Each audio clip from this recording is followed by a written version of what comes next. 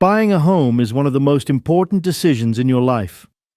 Whether you're a first-time buyer at the beginning of your housing journey or you want to take the next step, the success of your search largely depends on how well you know what you want beforehand. A well-thought-out wish list is your most important tool. You may be at the beginning of your housing career, or you want to take the next step. Create a kind of housing profile so you know what you want. I advise you to make a list with 2 columns. In the first, you list the features that a home absolutely must have.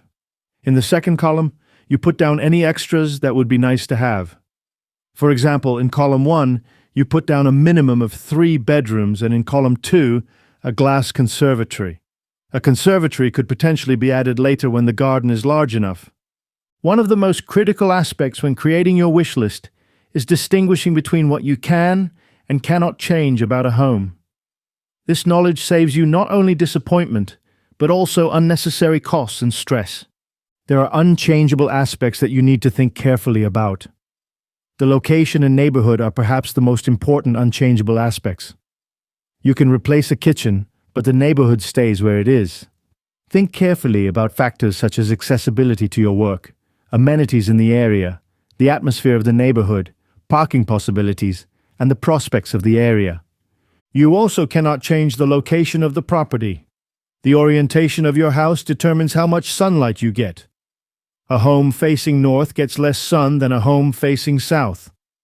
You also cannot change the location relative to busy roads, railway lines, or industrial areas. The property boundaries and plot size are also fixed in principle, unless you can buy an additional piece of land. The size of your plot determines the possibilities for expansion. You cannot make a small garden bigger, even if you would like to. And then there are structural limitations such as load-bearing walls, the foundation, and the height of the house that usually cannot be changed without major and costly renovations. Fortunately, there are also many changeable things where you can be flexible. Interior and finishing such as floors, walls, and doors can be relatively easily replaced or adapted to your taste. The kitchen and bathroom can also be arranged to your wishes, although these are substantial investments. Installations such as heating, electricity, and plumbing can be modernized, although this does come with costs.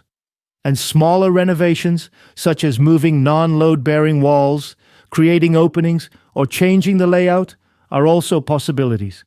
Here are some practical tips for creating your wish list. Make it concrete. Instead of large living room, write living room of at least 25 square meters. This helps you when evaluating homes and prevents discussions with your partner. Also, think about the future.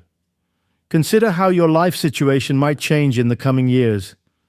Plans for children, working from home, or caring for parents can influence your housing needs. If you live together, make sure everyone gives input. Different priorities will then come to light early, which prevents discussions later.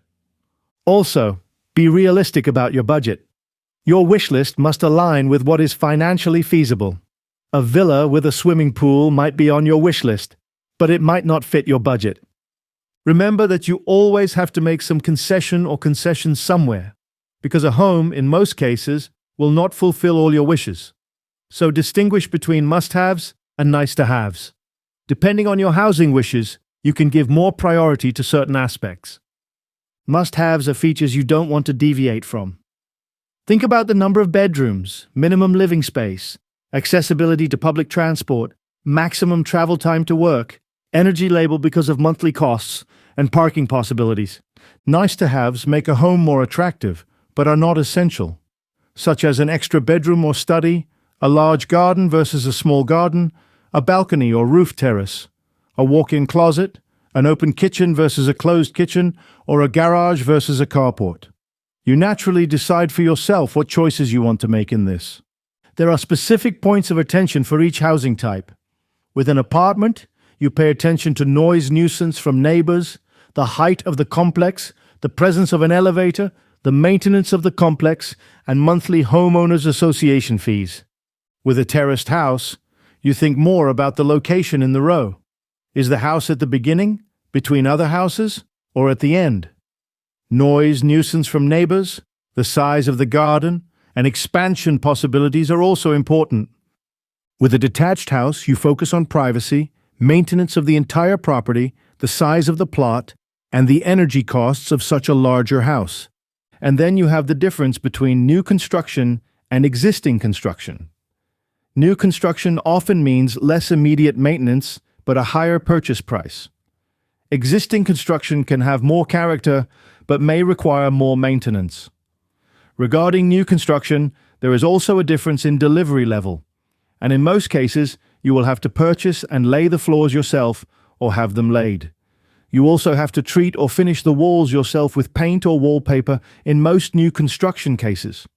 Sometimes the home is delivered basic, without a bathroom or kitchen.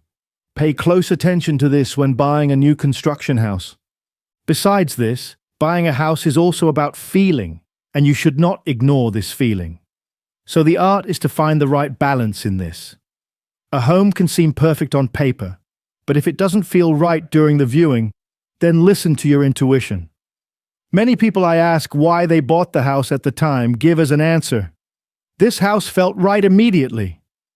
This confirms that in most cases, we don't decide rationally, but emotionally. And there's also a danger in that.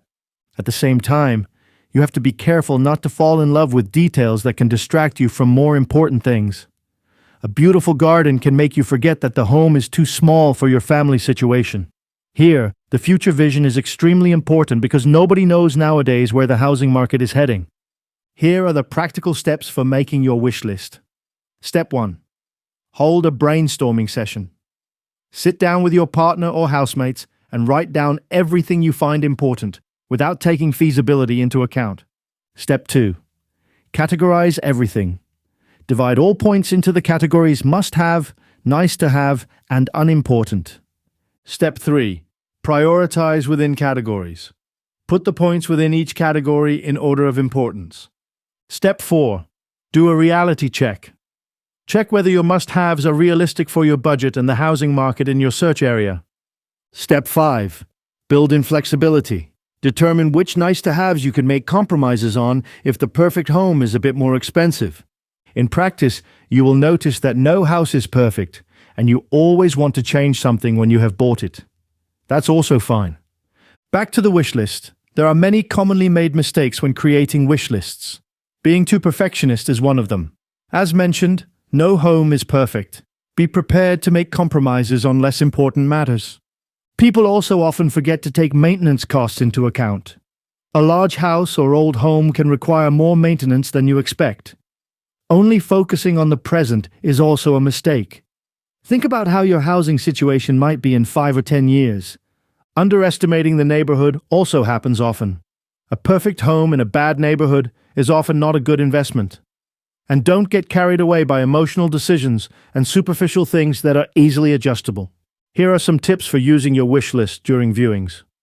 Take your list with you, on paper or your phone. This helps you stay focused during viewings. Make notes and record for each home how it scores on your most important points. View multiple homes. Only compare after you have seen at least 3 comparable homes. Stay objective and try to evaluate each home based on your list, not just on feeling. Discuss afterwards with your partner how the home scored on your joint list. Your wish list can even help with negotiations, although this is a subjective matter.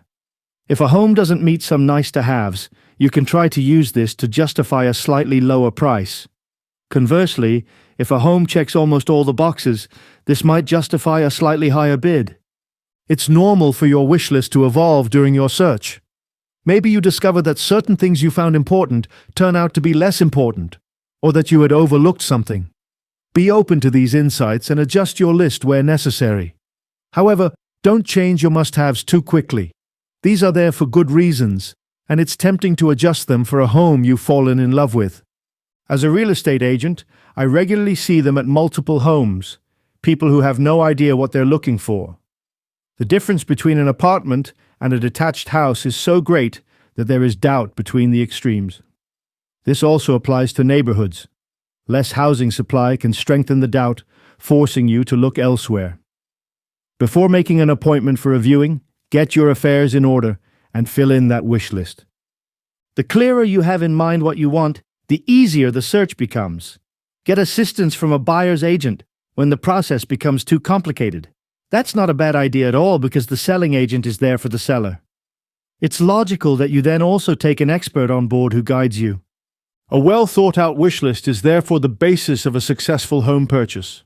By being clear in advance about what you want and what you don't, you save time, prevent disappointments, and increase the chance of a home where you will be happy for years to come. Don't forget that compromises are part of the process. It's about making conscious choices and being satisfied with the result. A home that fulfills 80% of your wishes and where you feel at home is better than endlessly searching for the perfect home that might not exist. Do you want to get started with your wish list right away?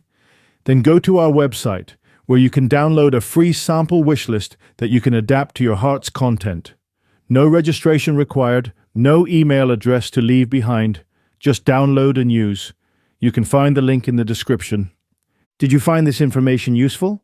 Give it a thumbs up, share this video with others who are busy with house hunting, and don't forget to subscribe to our channel for more practical tips about buying a house. For now, I want to thank you and see you next time.